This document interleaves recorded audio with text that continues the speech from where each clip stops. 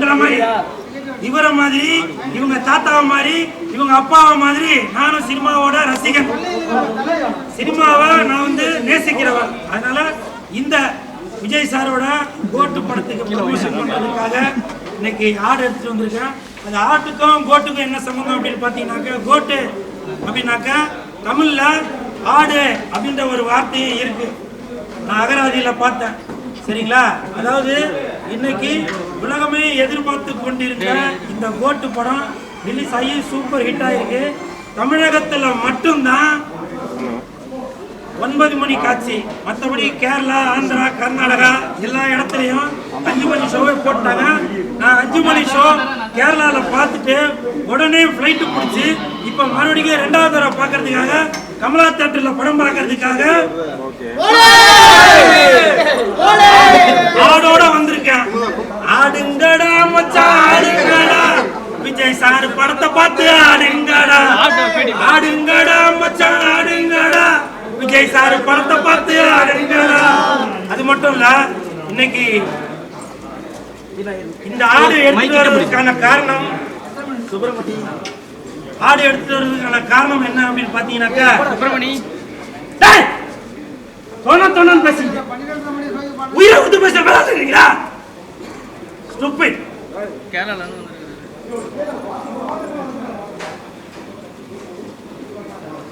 எனக்கு கோபம் வரதுக்கு என்ன காரணம்னாக்கா,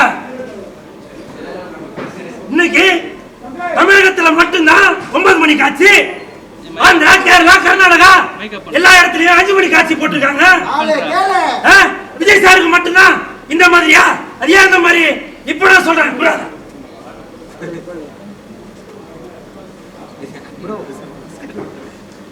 விஜய் சார் தளபதியின் கோட்டு 2026 போடுங்க.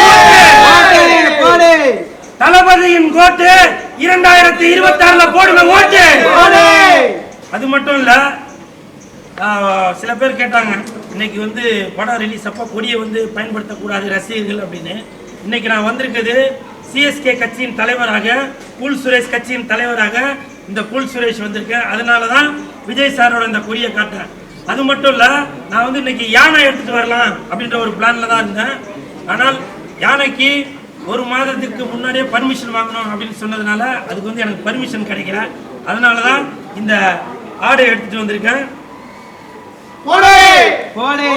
விஜய் சாரோட கோட்டு அந்த படம் ஷூட்டிங் ஆரம்பிக்கிறாங்க அப்படின்னு தெரிஞ்ச உடனே நான் 2 ஆடு வாங்கி அந்த 2 ஆடையை இனப்பெருக்கம் செய்ய வைத்து அதில் பிறந்த இந்த குட்டியை இன்று படம் ரிலீஸ் ஆகுறப்ப இந்த ஆட்டுக்குட்டியை கோட்டை இன்னைக்கு நான் படம் பார்க்கறதுக்காக தளபதி விஜய் அவர்களின் படத்தோட ப்ரமோஷனுக்காக வந்திருக்கேன். அது மட்டும் இல்ல, என் தானே தலைவன் எஸ்டிஆர் அவர்களின் மாநாடு அந்த படத்திற்கு என் தலைவன் எஸ்டிஆர் அவர்களுக்கு மறுபிறவி கொடுத்த இயக்குனர் வெங்கட் பிரபு அவர்களுடைய இயக்கத்துல இன்னைக்கு ரிலீஸ் ஆயிருக்கிற இந்த கோட்டு, இந்த படம் மிகப்பெரிய வெற்றி அடைஞ்சிருச்சு. ஏன்னா நான் 5 மணி ஷோ அங்க கேரளால பார்த்துட்டேன். அதனால எல்லாருக்குமே, விஜய் சாரோட ரசிகர்களுக்கு எல்லாருக்குமே இது வந்து ஒரு பயங்கரமான ட்ரீட். சரிங்களா? ஆடுங்கடா மச்சான் ஆடுங்கடா, விஜய் சார் படத்தை பார்த்து ஆடுங்கடா. ஆடுங்கடா மச்சான் ஆடுங்கடா, விஜய் சார் படத்தை பார்த்து ஆடுங்கடா.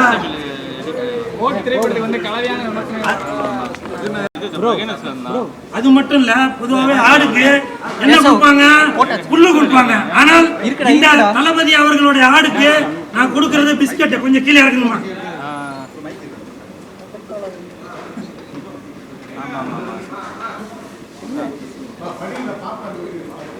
என்ன கேள்வி கேட்டீங்க சார்?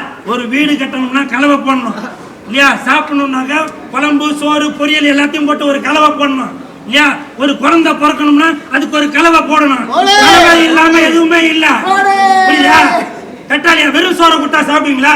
அதுல ஒண்ணு கலக்கணும். கலந்தாதானே சாப்பிட முடியும். அந்த மாதிரி கலவையான விமர்சனங்கள் வரதான் செய்யும். புரியுதுங்களா? நீங்க எந்த படம் எடுத்தாலும் சரி, அந்த படத்தை பத்தி எதனா ஒரு யாரும் ஒரு குறை சொல்லிக்கிட்டு தான் இருப்பாங்க. சரிங்களா? மறந்துடாதீங்க. எங்கடா புறா விஜய் அவர்களின் கோட்டு 2026 இன்று முதல் விஜய் சாருக்கு நான் பிரச்சாரம் பண்ண ஆரம்பிச்சிட்டேன். அதற்கு காரணம் தமிழக வெற்றி கழகமும் கூல் சுரேஷ் கட்சியும் இணைந்து 2026 களம் காண போறோம். ஓகேங்களா? Okay, thank you.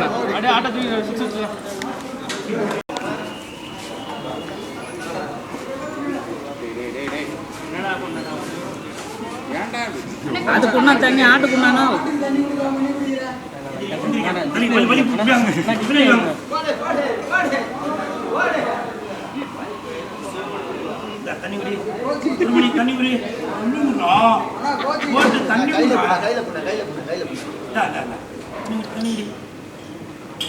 பிஸ்கட் பூரா பிஸ்கட் பூரா